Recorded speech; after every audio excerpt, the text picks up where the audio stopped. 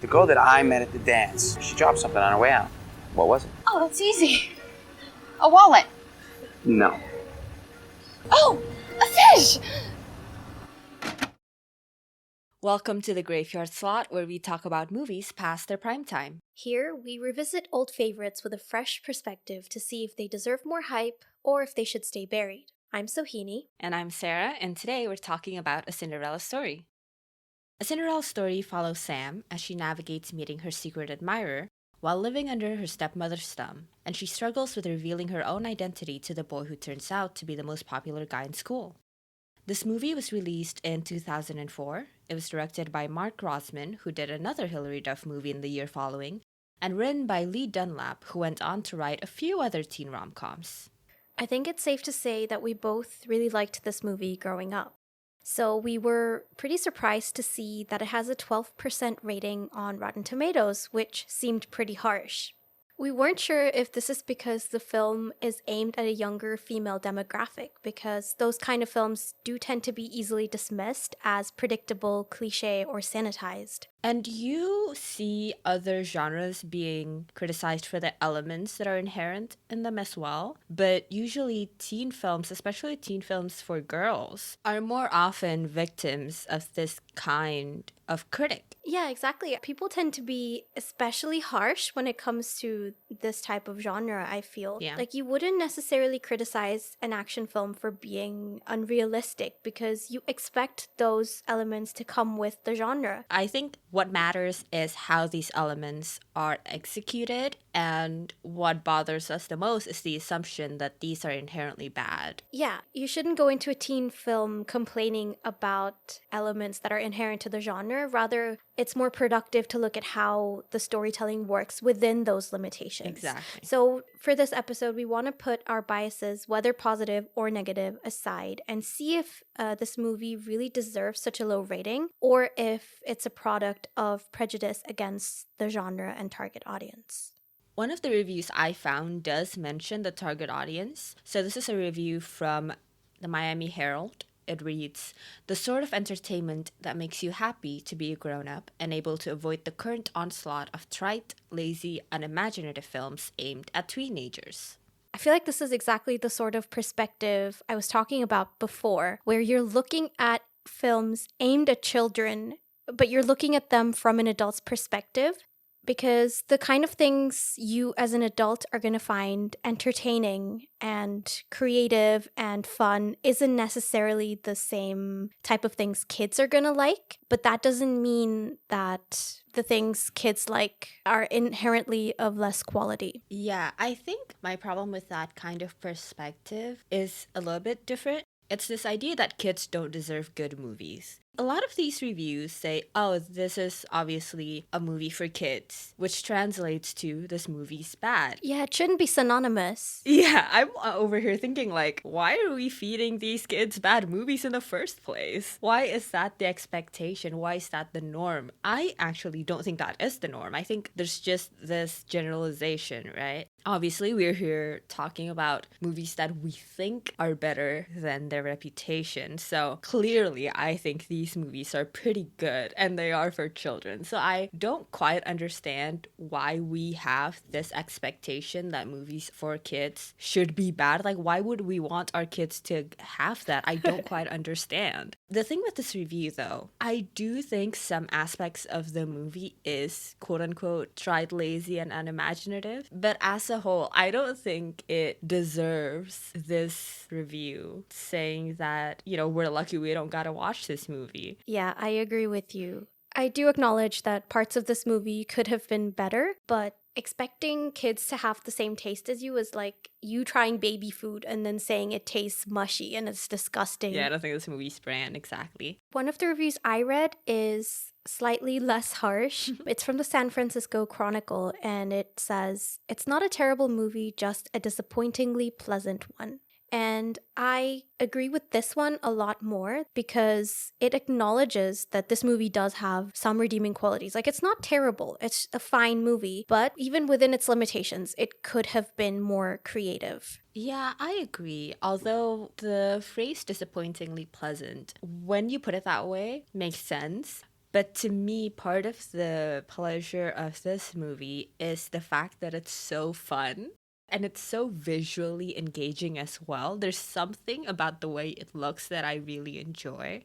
So I think disappointingly pleasant to me would be more fitting for a movie that's more boring, which, funnily enough, is the word I would use to describe the main plot of this movie. I guess it depends on which element Yeah. the review is referring to. I think as a whole, it's actually pretty fair. Yeah. I watched this movie for the first time as a kid, and I hadn't seen this as an adult, so this is a new experience in that sense. And I have to say, not a lot of my views have changed. I think I've just recognized the parts that I don't like that at the time I just didn't notice. I think I had a similar experience to yours. I watched the movie first time as a kid as well, but I've seen it a couple more times over the years, including as an adult, but I didn't pay as close attention. It was one of those movies that I would just throw on in the background. Yeah, it's very comforting. Yeah, if I wanted some white noise, which is not a comment on the diversity of this movie, which we can talk about later.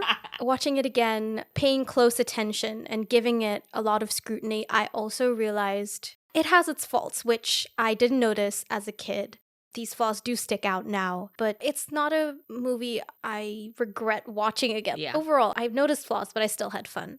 So we'll be discussing this movie chronologically again, and we open on a fairy tale fake out, which I think is very fun. I'm on the same page as you. I really like the fairy tale vibe of the opening, but then it subverts the expectations and we go from the actual castle to the miniature castle in the snow globe, and we clearly have this impression that this is more of a modern fairy tale with smog and a car instead of a carriage. And I thought that was a brilliant start to a film that aims to take this classic fairy tale and turn it on its head.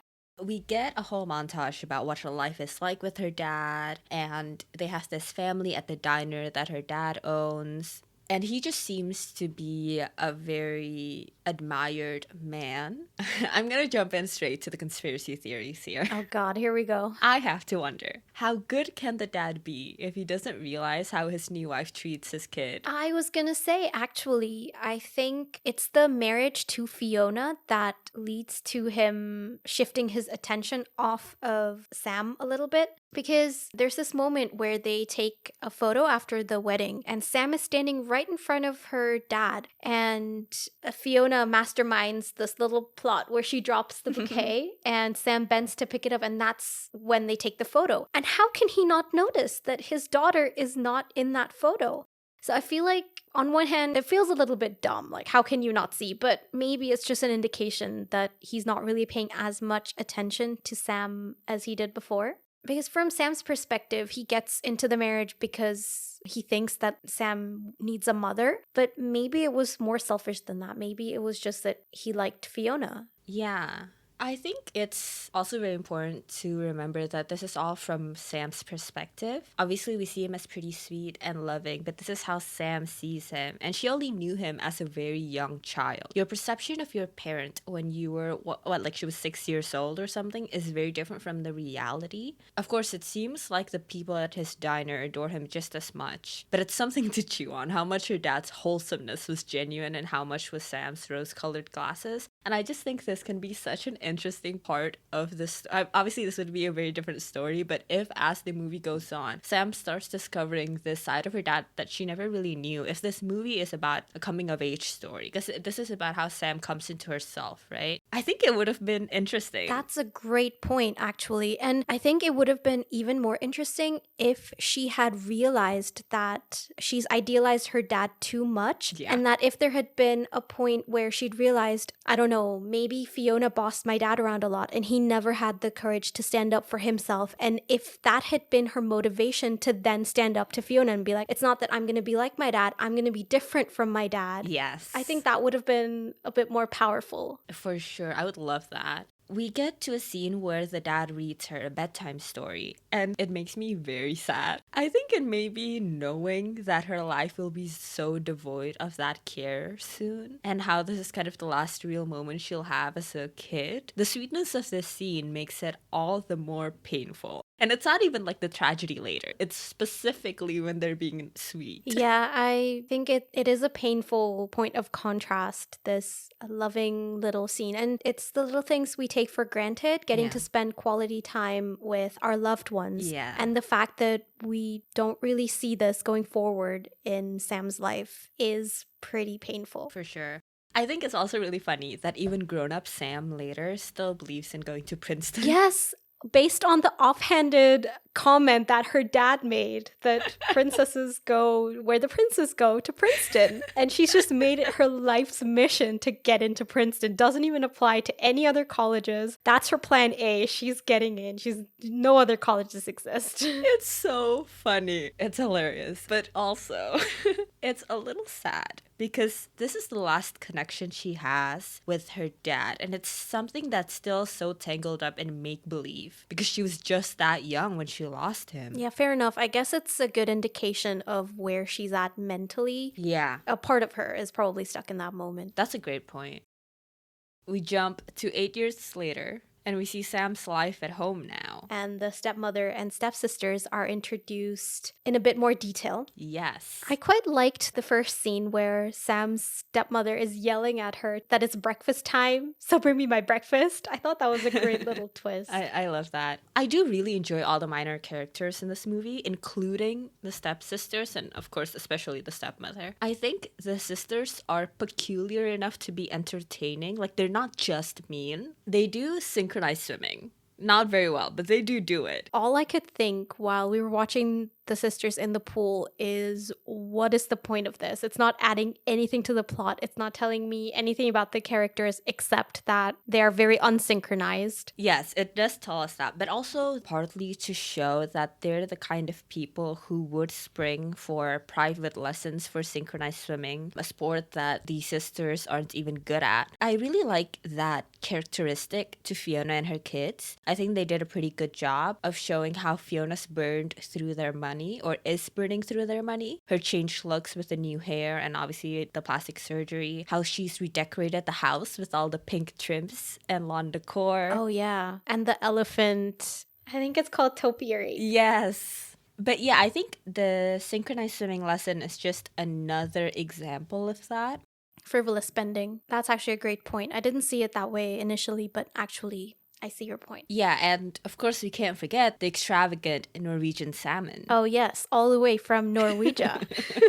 I love that line because I think it's a great way of showing how out of touch Fiona is. Yeah. And I thought the dialogue was actually doing a really great job of giving us little hints and indications about these characters' personalities. For sure. But then again, the springing for the lessons I can understand, but at one point they're just splashing around, and after a while it's a bit like, can we move on? Fiona's values and point of view is also pretty well illustrated by one of her first lines in the movie, which is, people who have extra water have extra class. For her, it's all about appearances. That's just how she sees things. It's what she believes. This even manifests in how her kids gave Shelby Cummings a fake Prada bag, which is some backstory that we get in a throwaway line. They've been taught value lies in public perception instead of what comes from within by Fiona. And I like how prominent that is. Yeah, I hadn't considered this either, but now that you pointed out, there is more to these characters than is immediately noticeable. They dress quite flashy, they act quite over the top, so it's easy to get distracted, but there is actually a reason. Yeah, there's a rhyme and reason. Especially because considering, I think, how Fiona was dressed when she first met Sam's dad. Yeah. She was a lot more understated, so maybe it's just an effect of getting all of this money all at once. But obviously the values had to be there. So maybe it was just I guess she married for the money. That was the point.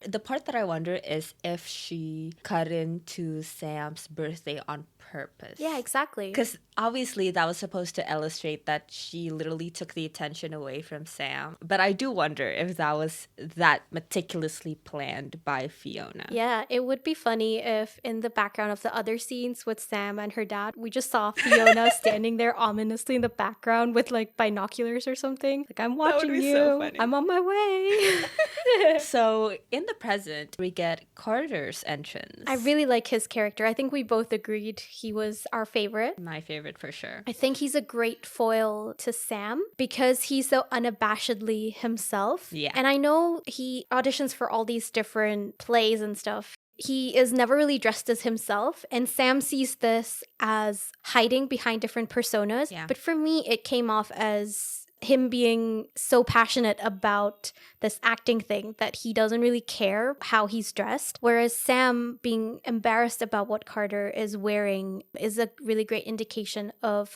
her attitude towards school, because I feel like she doesn't want to draw too much attention to herself. So she pushes Carter to put on something a little bit less noticeable. Yeah, that's a great take. I had never thought about it that way. I do think that it's a sign that Carter is able to express himself through his craft and isn't ashamed about it. But maybe he's using that as an excuse to cover up a part of himself that he is less proud of. But your take is actually really good. During Carter's entrance, we meet his dad. Yes, I actually love his loved dad. this part. I didn't remember him much, but watching it this time around, I realized how supportive he is of Carter, because he knows he's going to audition, he wishes him luck. Oh and my then God, yeah. we also learned that his parents have given him 3 cars that he totaled, yet his Yeah. dad lends him his Mercedes once again later on in the film. I adore his dad. He's so cute. Yeah. The scene always cracks me up because of what happens later. Yes, it's a great bit of foreshadowing. And the dad is so nice and pleasant and supportive that you feel bad because Yeah. you know what's about to happen. And he's there taking care of the car. That's literally the first thing you see him doing. Yes, he's like meticulously polishing it. Also, how rich is Carter's family that they gave him 3 cars? Yeah, that too. But yeah, I agree with you. My favorite part is also Carter and Sam's relationship, how it's a pretty well-rounded and balanced friendship. They rib each other, they help each other, and it's not just Carter as the best friend, minor character, helping Sam in her journey. Exactly. She's just as involved and helpful, or trying to help, with what's going on in his life. I absolutely love that he has a full life and his own subplots and everything. Yes, exactly. In this kind of movie, I found that it's really easy for this kind of character to become a little bit flat and one-dimensional, and Oh, yeah. it gives the impression that the character exists only to serve the purpose of the protagonist. But in this case, like you said, he has his own subplot and character development, and he has a personality. Yeah. Which I think is missing from some of our main characters in this movie. I think he's great. I really like that their friendship is mutual and that they are there for each other. Yeah, I was really surprised at how well done their friendship was. Yeah. So we finally get to the school. And what we encounter here is that there's a school announcement. And I think it fits pretty well, though it might be too much on top of the voiceover, especially because everything announced over the speakers is already well established by the movie. I do like it, though. I think I just like it because of the tone it adds and the character who's doing the announcements, how she has that little back and forth with the teacher about what she says on the speakers. I think that's a really fun aspect, but as a storytelling tool, I do think it's unnecessary. Yeah, I think it serves the dual purpose of introducing that character because she's going to become a plot point later on for Carter. I do like it as a storytelling tool. I like it much better than the voiceover we got in the beginning, which is just cliche and overdone at this point. Although this school announcement thing is also pretty common, so that's why it caught my attention, because I can forgive one but both. 2 strikes, to use a baseball term. Baseball is important in this movie. The 3rd strike, unfortunately, will be Austin. but we'll get to that later. I do also like how the students at the school are pretty varied. Although the popular kids are pretty one note, to be clear, all of their depictions are very stereotypical, but at least it's portrayed as a hodgepodge of many different groups than just the two. Yeah, my issue is while I appreciate the differentiation between the nerds, they still create these caricatures. Yeah. I feel like this is a general complaint I have with this movie is that it pigeonholes the characters so much. Yeah. The popular kids can only like football, and Terry is only interested in sci-fi and trying to communicate with aliens or whatever it is. It doesn't let the characters be more nuanced and have multiple interests. Yeah. And later on, Austin also makes this comment about how he can't be both people, how he can't like football and poetry. And in the same breath, almost, he's also saying things like, oh, I don't care about who wins Homecoming King. You're saying you want to be more than this one-dimensional character, but then you're also insulting people who care about their thing. Yeah. It's a bit hypocritical. Very. If my point just got off track there. I am also often distracted by how awful Austin is, so don't you worry about that. But we're finally introduced to this plot of Princeton Girl and Nomad. Sam, as Princeton Girl, has been texting back and forth with this anonymous guy who she only knows as Nomad. All they know about each other is that they go to the same school. This movie reveals Austin's identity pretty early on, Yeah. but I guess the point is showing the audience that There's more to him than just a jock, supposedly. yeah, he is not a great human. For example, there are a lot of jokes in this movie that are very of the time and do not fly now, at least not where you want to be. One we get is when Austin and Sam are texting, so it's supposed to be witty banter. And what he says is, "You're not a guy, right?" And says something like, "If you are, I'll deck you." And I really love that subtle homophobia, like the real flavor of the 2000s, right? It's definitely of the time. And I don't have any real opinions on the montage of them talking through text, except for the fact that Austin quotes Tennyson to say goodbye. And oh my god, can he be more of a cliched, pretentious teenage boy? He is such a pretentious, tortured poet character. It really made me roll my eyes. I'm rolling my eyes at the memory of it, even. What's important here is that Nomad invites Sam to meet at the dance to finally reveal their identities and meet in person. Yes. Okay, before we get to that, do we think we would have liked Nomad / Austin when we were younger? That's a good question. As far as I can remember, it's not that I necessarily fangirled over him or anything, but at the time, I did like that he gave Sam attention. I guess I was projecting the quiet average girl that you don't notice kind of thing onto Sam. So I was rooting for him to get together with Sam. I think that's a good point. A lot of these male love interests and teen rom-coms aimed at girls focus mainly on the fact that finally there's a guy who's paying attention to you. And watching these movies back as an adult, it just feels really lazy. And this is where I agree with the reviewer. This is Same. very lazy. Just give me anything. And it's the glorification of the male gaze as well, especially during the scene where Sam enters the dance and all eyes are on her. At the time when I was a kid watching it, it was the part where I'd squeal and be like, oh my god, look at Austin, he's mesmerized by her and whatever. But now it just made me cringe. Why does she only deserve appreciation when a guy is paying attention to her? So going back, we get Sam and Carter talking about this decision of whether or not Sam should go and meet Nomad at the dance. What's happening here is that they're playing baseball, and I kind of like that they show Sam playing baseball and that she's bad at it. It just seemed nice that she was probably just doing it for fun and maybe to seek comfort to do something she used to do with her dad. I was worried for a second that they're going to do the whole not like other girls tomboy kind of thing with her character, but they don't really. She's just regular, which maybe means she's a pretty boring character. But when I was watching this, I was mostly relieved that I didn't have to sit through a possible shittier version of her. yes, that's true. There are little hints of gender stereotypes because Sam earlier on makes this comment about how having a single dad doesn't make her an expert in the makeup and fashion department, which, you know, is a little bit bit stereotypical, but I agree. I think they sort of managed to avoid the not like the other girls thing with Sam's character, at least, because for the dance, she dresses up and it's not like she has any trouble transitioning from that tomboy image to a more traditionally feminine image. It's not like she's like, oh, this dress is so uncomfortable, or oh, I hate having my hair down. She can do both things. She's happy with both things, and that's actually quite nice to see. Yeah, it's like they started out thinking they were gonna do this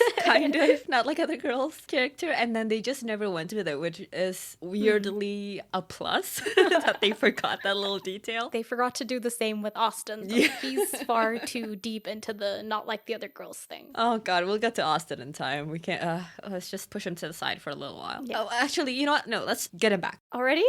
In the scene. Oh, yes. Sam accidentally hits, or I'm taking credit away from her. Sam does an amazing job and hits the ball out of the park. And Austin sees it happen and he goes, damn, a girl hit that. And again, very 2000s, straight up sexist, wonderful. Yep, and the follow-up comment just adds the cherry on top where he's like, now that's impressive. He's got this misogyny against feminine women. You know what's funny? Somehow most of these comments are coming just from Austin. Like, it's coming from other people as well, but he takes up a lot of it. Yeah. It's shown as a cool trait of his. Yeah. Oh, isn't it great? Don't you want to date this guy who's casually homophobic and sexist and classist? And it drives me up the wall. It's just hard to look past. Even if we don't nitpick to that degree, he just overall comes off as quite a bad person. On multiple occasions, he witnesses his friends just being straight up bullies and he never says anything. He doesn't even express a little bit of discomfort. Yeah. And it kind of baffles me that he's supposed to be the Prince Charming in this situation. I mean, with these movies, I can never respect these douchebags with a heart of gold characters because, like, why are they hanging out with these assholes? I get being a victim of circumstance or growing up with certain people, but his friends are literally bullying Sam for having her job, being in a different socioeconomic class. It's so awful. It immediately puts me off anyone who are friendly to these people. It's incredibly jarring almost to watch and to have to think that this is a cool trait of our love interest. Yeah, this is supposed to be a character we're rooting for. Yeah. And part of it might be explained by Austin's background. We learn in the next scene that Austin has had his future decided by his dad since he was 9 years old. And that might explain his complacency to some degree, because if he's just thinking he's got no control over his life, so what's the point? He's just accepted circumstances as they are. But I feel like we can only root for a character like this for so long before he just starts to come off as a bad person. So like you were talking about the scene where his friends are making fun of Sam for working at a diner. He's just sitting there, and I understand not having the courage to stand up to your friends, but at least express a little bit of discomfort. At least maybe apologize to Sam in private afterwards and say, you know, I'm sorry for my friends, something like that, so that we can see that you're trying. At least you're giving it an effort, but he just seems like he doesn't care at all. Yeah, weirdly enough, the part that bugs me is the fact that they do this and then afterward, he has no qualms about still being friends with them. Exactly. It's the part that I'm confused by. If I'm spending time with someone and they're rude to my waiter, I'm I'm gonna be not seeing them ever again. And it would make sense if they're the ones chasing him or something and he's trying to shake them off a little and distance himself. That's what I thought it was gonna be, but no, they're just his genuine friends. It's so confusing. Yeah, he hangs out with them willingly and it taints the character. It makes it hard to root for him. You know, his background to me, it's less that I feel bad for him and more that I find it laughable that I'm supposed to feel bad for him when he's obviously pretty well off, when our main character is Sam, who's working her ass off. Okay, I understand that it's something that he's gonna have to get over because that's what movies are for. It's a character arc, except that we don't get that. We don't have a well-written arc for him, and we don't even know if he gets any better as a person. All we know is he's brave enough to kiss Sam now, and that's it. I think I immediately checked out when I remembered what his storyline is. It's a giant cliche, and it's not done in a remotely interesting way. All of his and his dad's lines sound like they're copy-pasted from some textbook, from some some acting 101 class. Oh, They gosh. really don't go out of their way to make Austin or his dad into any semblance of fully realized characters, or even to make them fun the way they did the rest of the characters. They made the stepmother and stepsister so fun, and they couldn't do anything with Austin and his dad. Even with Shelby fucking Cummings. She was a shitty person. It's so stereotypical, but she was fun. At least she doesn't pretend to be otherwise. Yeah. She knows who she is and she owns it. And that might be not great, but at least she's not fake. Yeah. I can see your point about Austin. I did feel bad for him because this is a real predicament that people face, in that you might have an immense amount of privilege, you might have money, you might have a comfortable upbringing, but if there's these constrictions from your family that you can't pursue what's really of your interest, it's a very real problem. Yeah. So I get that, but it's all undermined by the fact that Austin is just a bad character. He's a bad person. Maybe if he was a better person, I would forgive this bad storyline. I was thinking the very least they could do is show him struggling between the status quo versus wanting to be a better person. If they at least showed that conflict a little bit and him trying to stand up to his friends, Yeah. at the end even just One line. telling his friend off, it would have been a little bit easier to accept this character. Here's the thing, I don't think they're even trying to make us believe that he's changed for the better at the end. The point Yeah. is, we don't get this arc. Yeah, his changing his mind actually is just to serve his own purpose. For sure. But we do get one fun line from Austin, which is, You need a wax? always makes That you was a laugh. very clever bit of dialogue. See, they could have had him be a little like, imagine if he were throwing out these asides throughout the movie where like his friends are saying some dumb shit and then he's like throwing out an aside that they can't even understand, and then Sam's there like serving them and she laughs at it and you can see that connection between them. You know what I'm saying? Oh, that would have been awesome. That would have added so much more nuance to the characters and made them so much more fun. Right. But for context, Austin works at his dad's car wash company, and Sam arrives there in Fiona's car, and Austin says, You need a wax. And Sam thinks he's talking about her, but of course he's talking about the car. Another fun line we get here is when the stepsisters show up and tell Sam that Fiona's looking for her. Yes. Sam asks, like, well, where is she? And they say she's at home baking. We immediately get a smash cut to Fiona in a tanning bed, and the twist and play on words always tickles me because, of course, it's a subversion of the idea that Fiona's at home baking food as expected of a stereotypical quote-unquote woman in the home. And there's these clever bits of dialogue that make it feel like someone else took over the writing for a second, but then we slip right back to these cliched lines, and I just wish we had more of the nuance and more of the wittiness. And the scene with Fiona in front of her tanning bed is where she tells Sam that she can't go to the dance because she's got to work at the diner for the night. And we follow this up with Fiona telling Sam that she's gonna be back by 12 sharp. And of course, this is their version of the turning into a pumpkin at midnight thing from Cinderella. Turning into a pumpkin? I mean, something turns into a pumpkin. The carriage turns into a pumpkin. Yeah. Cinderella doesn't turn into a pumpkin. Well, not Cinderella. The carriage turns into a pumpkin. The horses turn into mice at midnight. Cinderella turns into bed. That's funny. So we get a scene between Rhonda and Fiona, and Rhonda is another favorite, especially her relationship with Fiona. I'm really glad they make her have a lot of authority at the diner and that she talks back a lot to Fiona. I think it's a pretty interesting dynamic where after the passing of Sam's dad, it's this balance and wrestling of power between these two because of how prominent they were in Sam's dad's life and Sam's as well. Obviously, they don't quite explore this to any depth, but it's pretty fun to see the back and forth. I just really enjoy how well they walked the line when they have Rhonda and Fiona in the same scene, especially because they're amazing actors. Obviously, they really elevate the scene when they're on screen together, I think. I also like how Rhonda stands up to Fiona and doesn't take any of her crap. And I think it would have been nice to see Sam trying to follow in her footsteps a little bit, because obviously Rhonda has a lot of influence over Sam Sam, she tries to push her to stand up to Fiona. What bugs me a little bit, and I'm gonna jump ahead a little bit again,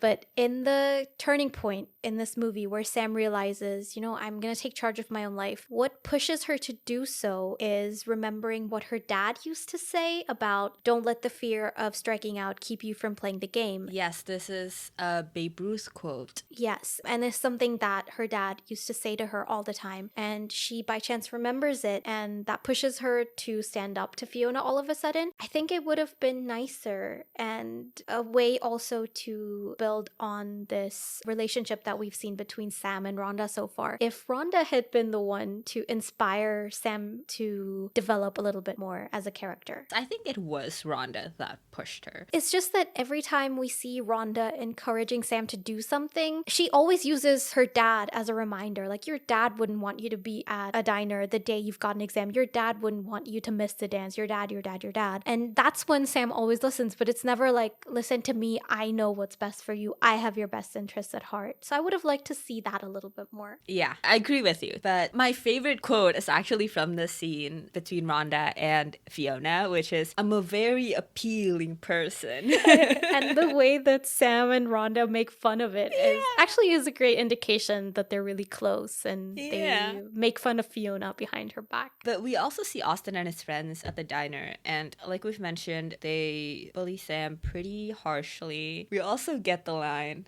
laxatives don't qualify as a food group. And isn't that just the 2000s rolled up into one? Eating disorders galore and making a habit to make fun of them. Yeah, good times, right? I can taste the nostalgia. That was sarcastic, just in case. We also see Austin break up with Shelby Cummings, and she asks, are you in love with someone else? And he answers, I think so, and I cringed so hard. The whole scene is so hard to watch because he not only breaks up with her in front of everybody, but he also does it on the day of the dance. That's such a mean thing to do. Oh, right. I didn't even think about that. Yeah. It didn't occur to me until this watch either, but I realized this is the evening they're meant to be going to the dance, and he breaks up with her a couple of hours beforehand. I understand that Shelby, we're kind of supposed to hate her. Yeah. But he clearly doesn't think much of her. Yeah, he looks down on her, and I can't help but feel like that has something to do with the fact that she's traditionally feminine, the fact that she likes traditionally feminine things and is not afraid to express that. I can't help but feel that there's a bit of internalized misogyny under there. I think it's also unfair to not point out that this is pretty much the view of the movie as well. They paint most of the antagonists as traditionally feminine characters, and that's a shame. Yeah, and what's even worse to me is that while the movie paints these qualities in a negative light, there's Sam, who in her daily life is quite quote-unquote ordinary. She gets all prettied up for the dance and almost as a performance for the male gaze. And so there's this really hypocritical outlook on women and how we're just never enough. Because on one hand, there's Shelby and Fiona, who are over the top feminine and they're painted as evil. And then there's Sam, who is more understated, but of course she's not enough for Austin as she is, because he never notices her until she's all dressed up and appears before him as Princeton girl. So that's just the cherry on top of the misogyny cake. Yeah, it's very, again, I hate to use this phrase, but of the time, it's really telling of what our perspective was. Yeah, especially when the characters who are representing this point of view are characters that we're meant to like. And, I think it's safe to say that this internalized misogyny, I guess, makes for boring characters and shitty storytelling, because the characters that we're drawn to are these other ones, or Fiona. And and I think we're drawn to them because they feel so free. Yeah, and they're not pretending to be good. The way the good characters have these underlying really toxic traits. The antagonists, on the other hand, they're meant to be evil, but we recognize that the traits being demonized are actually a symptom of misogyny. I think the only exception is Carter, obviously. But again, he is so free. It's like you said, he isn't afraid to be who he is, and that's why we're so drawn to him. If Sam isn't caught up in this fear of how people see her, then she would have been a much more compelling character. But after the kids leave, Zorro enters. characters.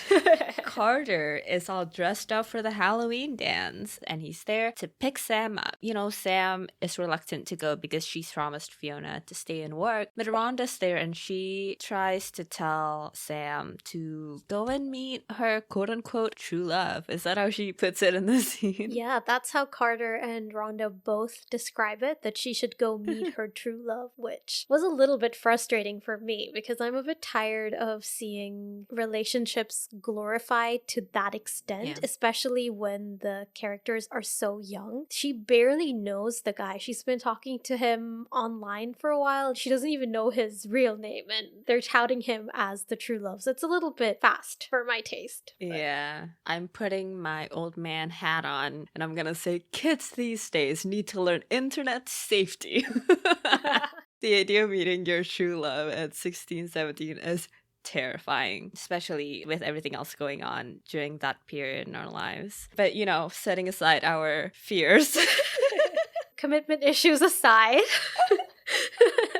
we have the dance. Or the montage before the dance, where Rhonda and Carter help Sam find a costume for the dance. yeah, and they go to a costume shop, and Rhonda promises the guy who runs the shop a month of free breakfast to get them in after hours. And I have to say, that is such a good deal. Like, I want a month of free breakfast. Hello. Also feel like that's a secret FU to Fiona. Oh, yeah, for sure.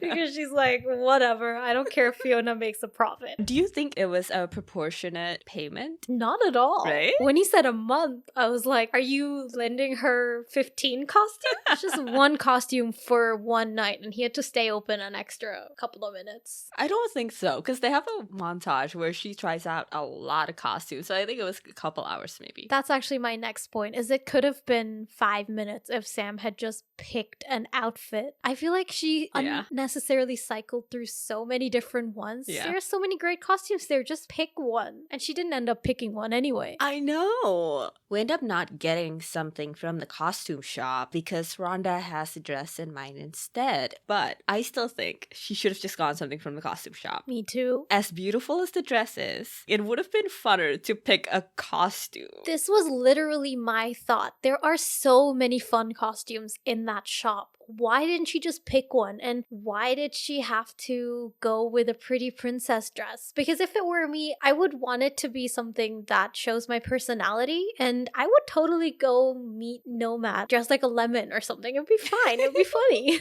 A lemon. I guess that's not her personality. Yeah. She's a perfect pretty little princess. That's her personality. I'm just sour about it. That's why I would go as a lemon. So they go to Rhonda's instead, and Rhonda gives her a straight up wedding dress to go to a costume party. Our commitment issues are flaring up again.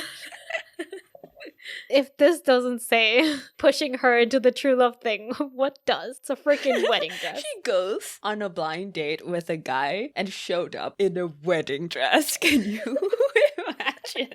So I like that Rhonda has a backstory though, that she has a past marriage. I just like it when characters come to us fully formed. Okay, I know that some people do this, but I found it interesting that Rhonda was the kind to have a dress saved for a future wedding. It is a nice insight into who Rhonda is as a person. Mm-hmm. It paints her as hopeful and pretty optimistic, and I liked that peek into her character. Yeah, and it was a nice opportunity for Sam to get to know more about her as well. Because I feel like she looked a little bit surprised when Rhonda mentioned that she had this saved for her next attempt down the aisle. It was a nice bonding moment. Sam also has this line where she says that Rhonda has a knack for taking something simple and making it beautiful, which obviously is supposed to be, in a way, about Sam, taking this simple girl, quote unquote, and making her beautiful. And her role here is the fairy godmother. Though I think a criticism here could be that Rhonda is one of those characters that are very dependent on the main character, and I don't think that's an unfound claim, but the fact that her character has this backstory and clearly a full life with the people at the diner makes her less of a one-note character who's only there to help Sam. I think they could have made her even more well-rounded, but she does come off the screen as pretty fully formed and not entirely dependent on Sam, to me at least. I had the same perception of Rhonda, because when I think of her, I can think of scenes scenes that Sam wasn't even in, where it was just her and Fiona or her and everyone else from the diner, and she has enough of a leg to stand on without needing Sam. I do have a pettier criticism though, because Sam says that line about taking something simple and making it beautiful while she's holding this necklace with a bottle cap as the locket. And it just looks like she punched a hole in a bottle cap and just put a chain through it. It's very 2012 DIY jewelry. Yeah. I mean, ahead of its time, because this was 2004. Sure. Anything else might have been a little bit more supportive of Sam's point. So we finally get to the dance. And I think it's announced over the speakers or something that the teachers are the ones to choose the homecoming queen and king. That came off as so weird to me because usually it's voted by students, obviously. And it seems dependent on the costume. It's like it's a costume contest and a homecoming king and queen court. Why did they have to mush the two concepts together? Yeah, it's a bit muddled. They should have just stuck with the costume contest because that makes sense with the Halloween party. So we get to see all the different costumes here. The boys planned to go as the Three Musketeers, but Austin is a total dick and ditches them and puts on a Prince Charming costume instead. Even the boys were like, the fuck is wrong with you? While I am glad that he left them hanging because that's what they deserve, it also just is another example of him being a completely self-involved, selfish jerk. Dude, you couldn't have texted. I mean, you've been texting with this random girl for months and you couldn't have dropped your shitty best friends a couple texts. He saw them at the diner earlier that day as well. That's He true. could have just said, hey, by the way, just so you know, I'm totally planning on a different costume here. Shelby Cummings and her friends, they're angels. A modern take on the angel thing. I really want to try on that angel costume that Shelby wears. It's so cute. Oh yeah, it is cute. But so, to make sure that she gets back in time, they set an alarm on her phone to set off before midnight. It made me so anxious that he set the alarm 15 minutes before midnight as well. That is not enough I time. know! Why not just set it way earlier? I don't understand. I would have set it for at least 11:30, and even that is pushing it because you need time to leave the party, get in the car, drive, and get there. Bad planning on everyone's part.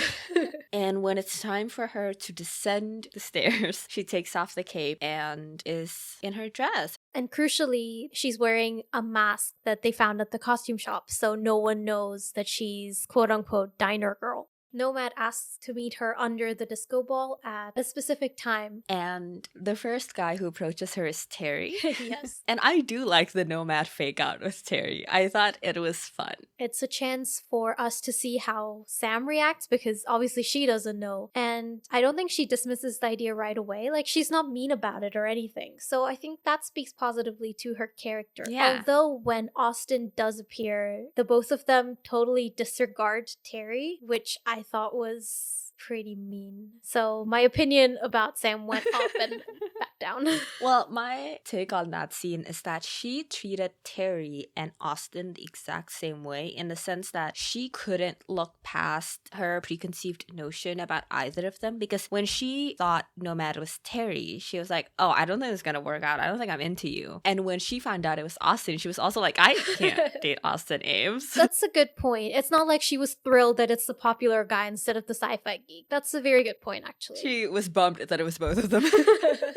So Austin and Sam end up going to talk outside, but while they do that, the party's still going on and we do see little glimpses of it. One of the first things we see is this awful scene where David, one of Austin's friends, is sexually harassing Shelby Cummings. And it is so fucked up. It's just thrown in there casually, just some casual sexual harassment. And this kind of behavior is just seen as pretty regular and that's pretty awful. Yep, we don't get any sort of acknowledgement of it afterwards either, no resolution. The character doesn't face any consequences for what he does. But at least in the moment, Carter jumps in and helps Shelby. Zorro to the rescue. While all this is going down, Sam and Austin are bonding outside. Sam and Austin decide to play 20 questions, although it's not a back and forth, it's just Austin asking Sam questions. All his questions somehow relate back to him in that they all serve to confirm from his biases against women. So he asks her whether she would rather eat a rice cake or a Big Mac. And because Sam chooses a Big Mac, that somehow makes her a more desirable person in Austen's eyes. It's just more misogyny.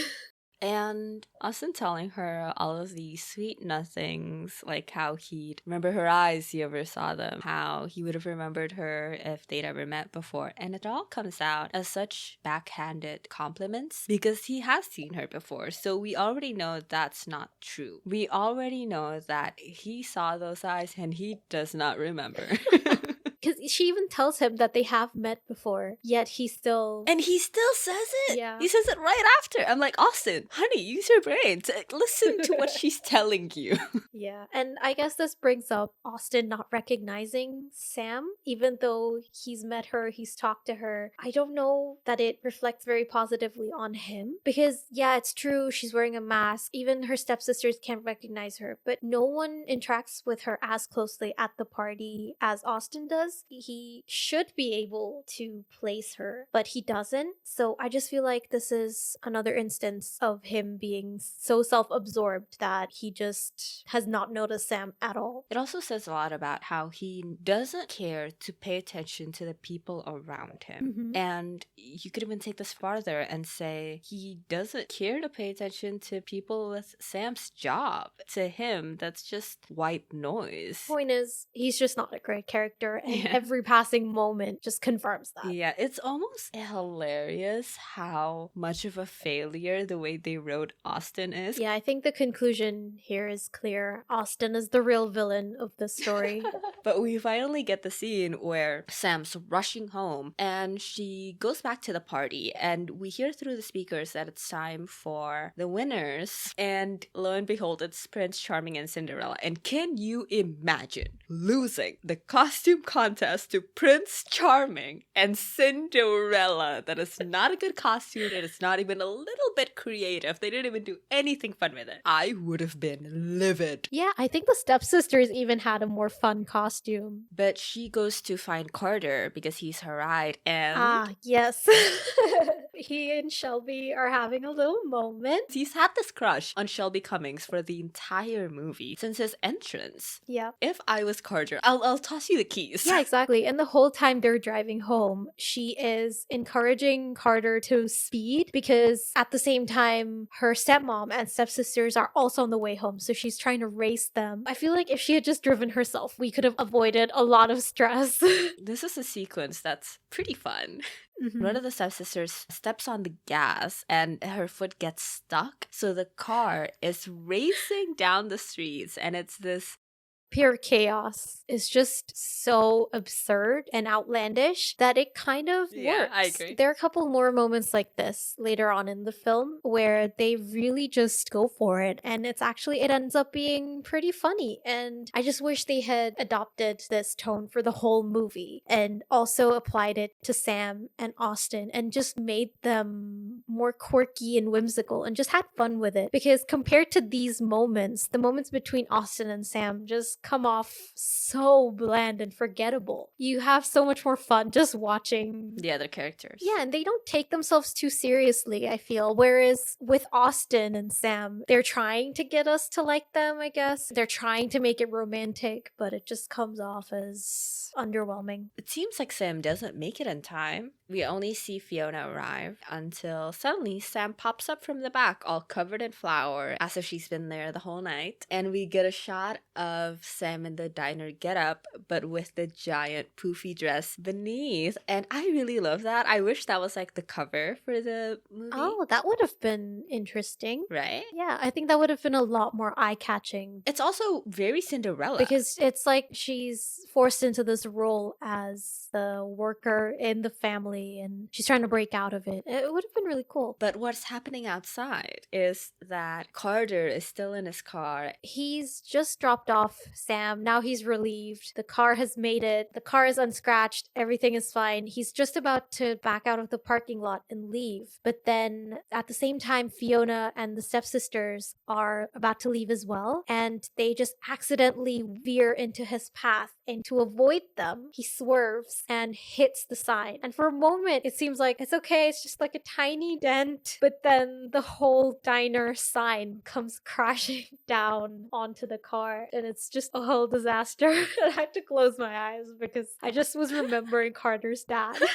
and how carefully he was polishing the car. I feel like the sign did a little bit of damage there. Every time I think of this movie, this is the scene I think of. Wow, that's high praise. That scene really lands for me. Yeah, it works. The whole absurdity of the scene, it just works. And it makes it funny rather than being too much. Yeah. It just somehow works. The next day, we're back to school, and the Cinderella mystery has taken over the whole place. We see next a scene with Austin, and he's talking about girls who are or aren't real, and it comes off as more misogynistic than him caring about Sam specifically. They can't give him one line that's just, like, he could say anything. He could say, like, I love pottery, and it would have been better. So Sam and Carter are talking about whether or not she should tell Austin that it was her as Cinderella, and she says this line where she would like to cling to the dream instead of ruining it with reality. And it shows how much Sam has forgotten the Babe Ruth quote that her father lives by, and that's kind of ruled her life so far ever since her dad passed. It's like that sentiment died with him. And I think it's in line with everything we've seen about Sam so far, that she's become quite defeated. And I think it makes for a nice contrast when we finally see her remember the life lesson that her dad taught her. See, here's another thing they could have done, where Sam is in this quote-unquote rut, and Austin has been complacent for a lot of years in his recent life. And what they found in each other is this drive to grow and become the people they want to be instead of what the people around them have made them into. And I mean, I guess it's already alluded that that is part of their connection, but the only growth we see is on Sam's part. I wish we had seen them specifically driving each other into this change. In that case, the relationship would have been a lot more mutually supportive, and I feel like it would have been a lot healthier, because as it is, it just feels like Sam is Austin's therapist and he just vents at her and gets her advice. I'm a little bit dubious about how much he actually knows and cares about her as a person, because he knows nothing about her situation, I feel like. What do you know about her struggles? Sam says that she's never going to reveal her identity unless Carter reveals his to Shelby. And, you know, this totally supports your theory of him being pretty true to himself and pretty unafraid to show the world who he is. Yeah, and he doesn't even doubt for a second that Shelby would be hesitant to go out with him because of who he is. And he totally goes for it. I really like the scene, actually. At least Carter comes out of it all no longer head over heels for Shelby. I think he needed that, you know? He needed to get over her. Yeah, this was a good turning point for Carter, where he realizes that I think he's been more in love with the idea of Shelby than the actual person. And I almost expected Shelby to be harsher. I thought she would totally take him out right in front of her friends, but she takes him to the side and she gives him an excuse, at least, even though it's clearly bullshit. But she tries to cushion the blow a little, at least. Yeah, so we get to the car wash, and at this point the stepsisters have found out that Sam is Cinderella because they saw her emails when she left her computer unlocked, and they decide to use that private information to convince Austin that it's them, that they're Cinderella. He asks them what Cinderella left behind, and they start guessing, and one of them says a purse, and the other says a fish. Again, this is so absurd that it's so funny. Yes, exactly. It's so out there and so the last thing you would expect that it just somehow becomes funny. And I also really liked the visuals in this scene because the stepsisters show up and one of them is wearing red and sitting in a green car, and the other one is wearing green and sitting in a red car. And it's just so almost clownish that it somehow works. I feel like every scene scene the sisters are in is so weird that it just works. This movie is pretty visually engaging. It's bright and lively. Yeah, I like the association they tie with Fiona and Pink.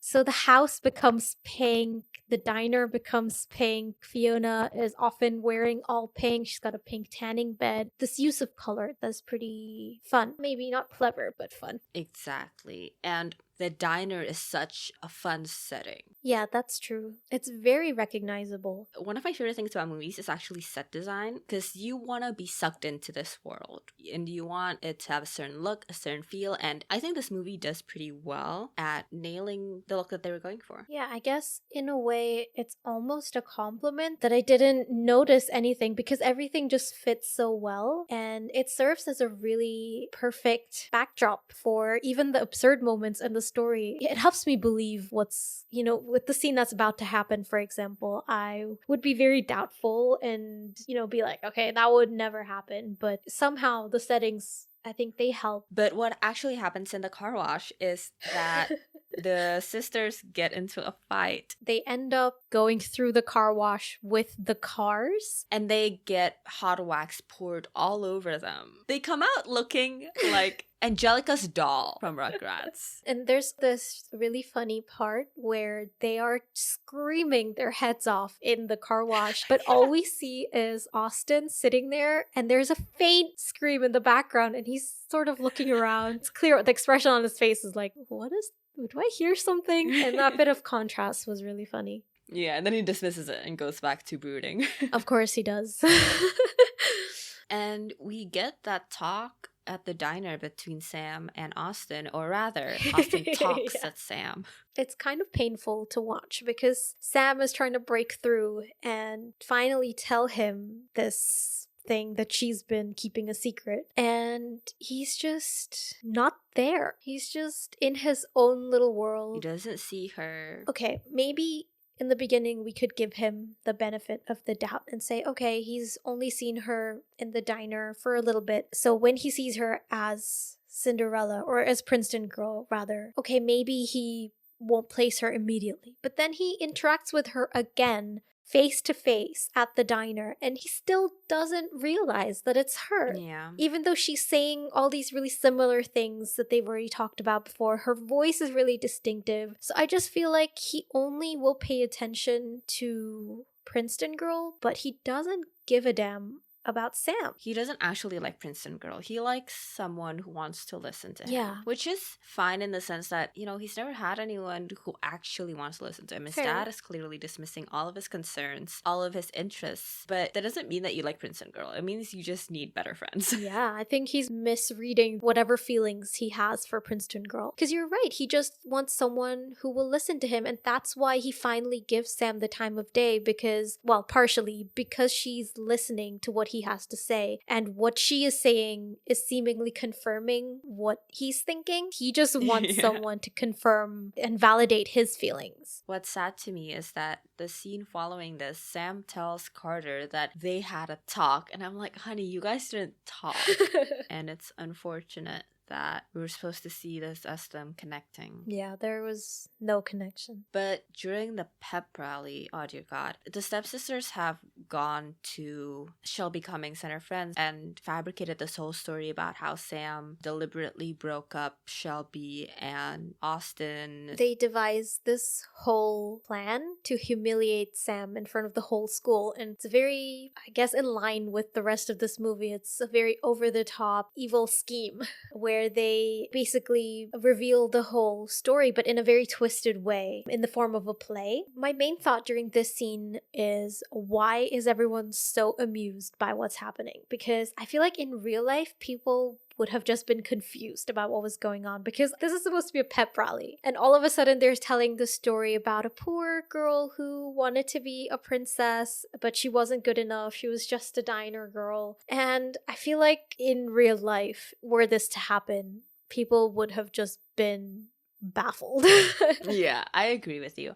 I've always hated the scene. It's so hard to watch. It's incredibly mean. This is like some next level bullshit. They're kind of also making fun of Austin, right? In a way. And Austin is supposed to be pretty well loved. I'm just a little confused by the scene, actually. I don't understand what Austin is thinking in the scene. The way I read it is that he wants to help her, but he doesn't know how. And actually, this is the only part of the scene that I liked and thought was realistic, in that he feels bad, but he doesn't immediately jump to her rescue because that's who he is. He can't stand up to his classmates and his friends, no matter how horrible they're being. So I feel like this is a little glimpse into the conflict that he should have been facing, this, that I guess he has been feeling this whole movie. I feel like this is the only part of the movie where I felt like he was finally struggling a little bit. Yeah. He has this image he has to uphold, but then he also cares, or thinks he cares, about Princeton Girl. So I just wish this struggle had been a little bit more emphasized throughout the movie. And then at last we finally see him stop being fake Austin and finally be himself and stand up for the right values. That would have made him a more redeemable character, I think. In the scene, we also see Austin's dad, and I don't understand why the dad cares about the sketch. Like, to him, it must also be nonsense.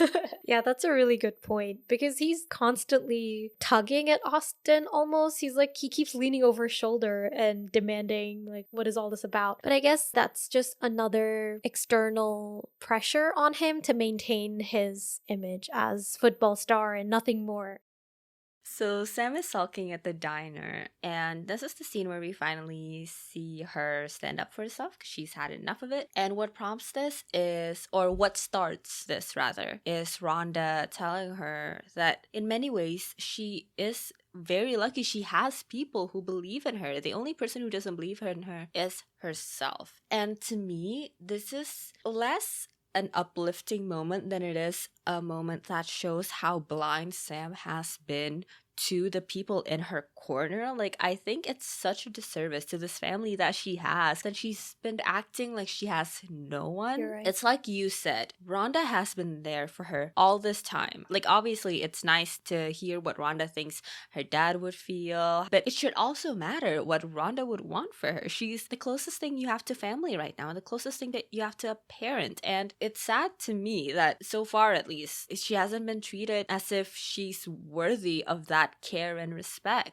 Yeah, and what I don't like about Sam is that she's really wishy-washy. If whenever Fiona tells her to do something, she dejectedly does it. But then when Rhonda and the others at the diner and Carter tell her to do another thing, she's like, you know what, actually, you're right. I should do that thing. And I feel like she doesn't have a backbone of her own to decide, this is whose opinion I'm going to respect, and this is who I'm going to listen to, and this is who I'm going to accept as someone who can guide me in life. All she does is just oscillate back and forth and listen to whoever is around her. Whatever they're saying is what she follows. I think it's that she's lost a part of herself when her father passed, right? And this is the problem, is that she idolized her dad so much that she was completely lost without him, and she just never picked herself back up again since then. Yeah. The trigger for Sam standing up for herself is a guitar on the wall falls and it tears the wallpaper and reveals the quote painted onto the wall that had been covered up, which is the Babe Ruth quote. Once she decides she's going to take control of her own life, she decides to quit working at the diner. And after Sam, everyone else at the diner follows Sam as she quits. Even the customers quit out of solidarity. They just all walk out. So we already know that the workers at the diner care about Sam, but with this, you really get to see how genuine their feelings are. But also, I found it kind of funny how even the customers leave as if they also are just there for Sam.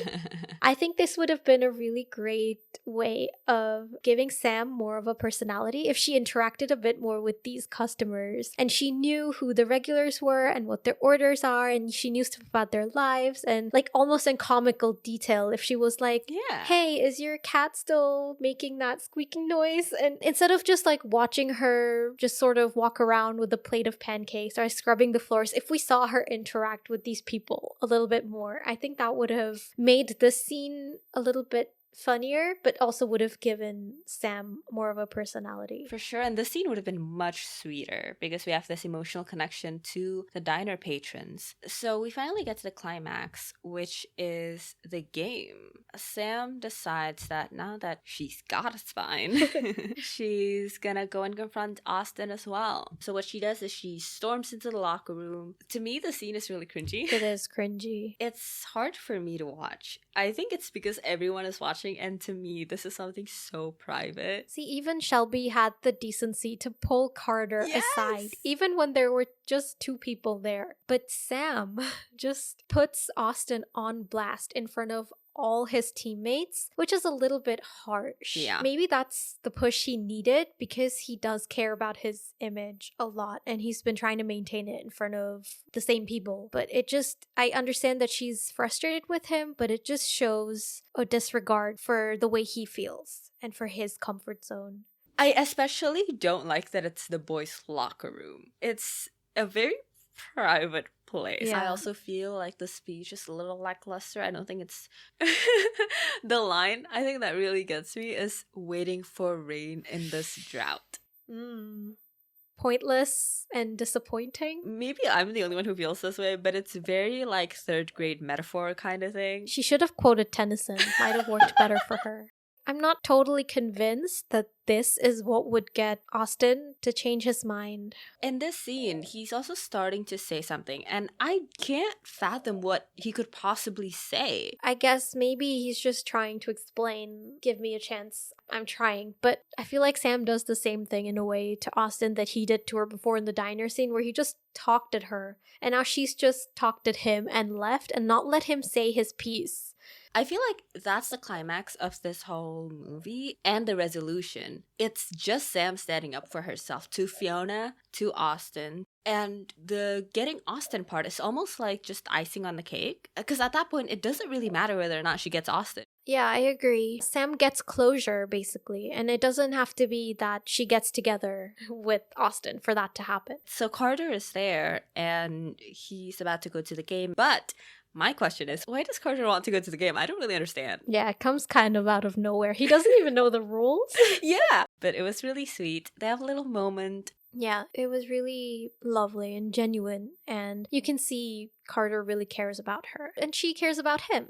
So Carter and Sam go to watch the football game, and the pressure is on Austin's shoulders. The whole crowd is chanting his name, and Sam feels really uncomfortable, understandably. Yeah. So she decides that she is gonna leave, and Austin notices that she is on her way out, and he just abandons the game. The only thing I could think during the scene is that it takes Sam such a long time to walk through the crowd. Like, I know we need a moment for Austin to have his epiphany, but no way it took her that long to just get to the stairs. She must have been walking in slow-mo. Yeah. I actually don't hate this moment when Austin goes after Sam mid-game. It strikes a different chord for me than when Sam is yelling at Austin in public in the locker room. It says a lot without saying anything. I Yes. like the way Austin is looking out at the audience and he only sees Sam. The look on his face is the first moment of genuine emotion that I can place with him. So I think it's really great actually that there's no dialogue in this bit, because I think that's what makes it more powerful. Because I feel like they would have just ruined it if they tried to add some kind of deep dialogue, which they do right after when Austin's dad tries to stop him from leaving. And here is the textbook line. They literally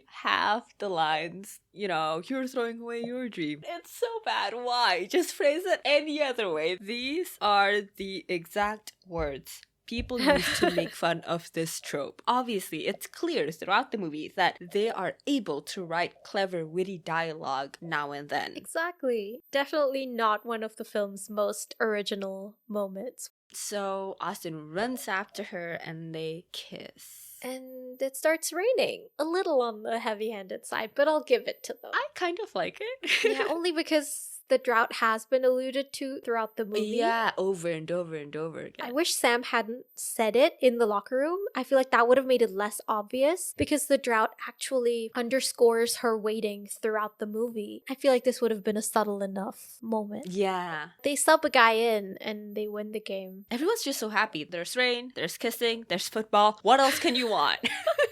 What happens as an epilogue is that Sam finds that her dad actually did leave a will and he left everything to Sam. I do have to wonder, if the dad didn't leave anything to his wife and stepdaughters, how much did he really care about them? This is my exact question. The mystery of the dad continues. This is my exact question, is why did he leave everything to Sam? It's just as bad if you married this woman and took in her kids and helped raise them and actually not cared enough for them to even leave them anything. So 2 scenarios come to mind. The first of which is that he just doesn't care what's going to happen to his wife and stepchildren. He just wants to make sure Sam's future is secure, which is just horribly selfish. For sure. The second scenario in my mind is that he just didn't have time to update his will, which is also horrible, but I guess it plays out in Sam's favor, and it's just lucky that her stepmother and stepsisters were horrible people and were taking advantage of Sam's father's will. Although, wait, Fiona's signature is on the will. So she agreed? According to the signature. Maybe she didn't read the whole thing. In this epilogue, we also see a shot of Austin and Sam driving off into the sunset together. But I love this shot of Austin clipping her phone back into her shoe. That's kind of cute. I really liked the last sentence as well, which was something along the lines of happily ever after. At least for now. Hey, I'm only a freshman. Another segment that we like to do on this podcast is absurd conclusions. So our first conclusion is that Austin must actually be really bad with the ladies. I mean, he doesn't seem like he knows how to talk to Shelby when he was breaking up with her. And he even confesses that he might have feelings for somebody else. Yeah, smooth. And I suspect this is why he wanted to keep his distance from the horde of girls lining up to see him after the party. What if this is actually what he was trying to tell Sam when Sam went barging into the locker room? He's like, wait, no, let me explain. I'm just really nervous. I'm just really bad at talking to girls.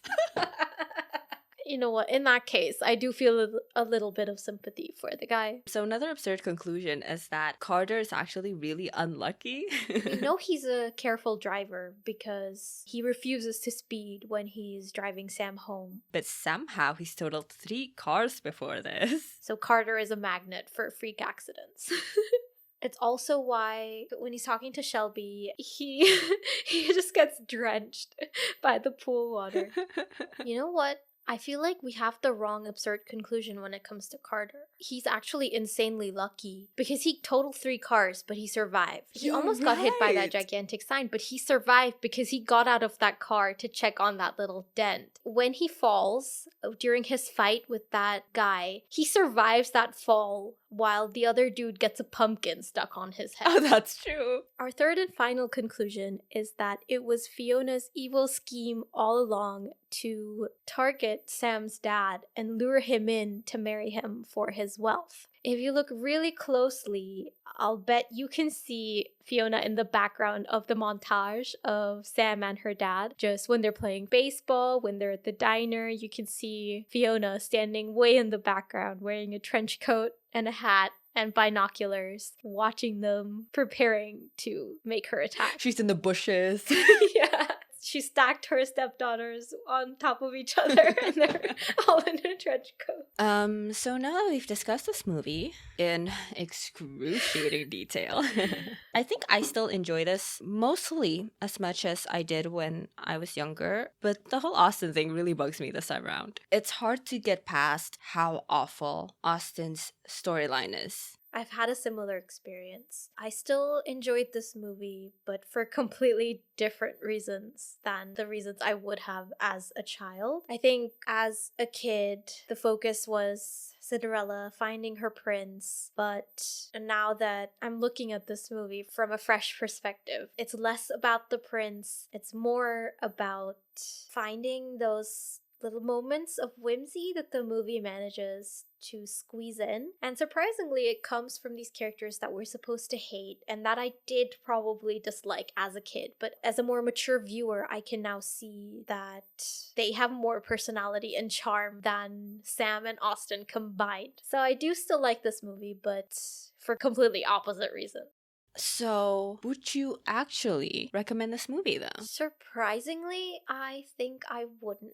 I don't think the movie really delivers really well on what it promises because it seems like it's going to be a modern take on a classic fairy tale. But there were so many more creative ways that the movie could have gone. And we see glimpses of this with the witty dialogue and these really absurd events that somehow end up being really funny. But overall, I feel like the rest of it is just not worth putting yourself through. So, no, I wouldn't recommend this movie. What about you? I think I still would. That's simply down to the performances of the characters Fiona, Rhonda, and Carter. To me, they're totally worth watching this movie. But yeah, I still recommend this movie, knowing all of its faults, and it's just so much fun.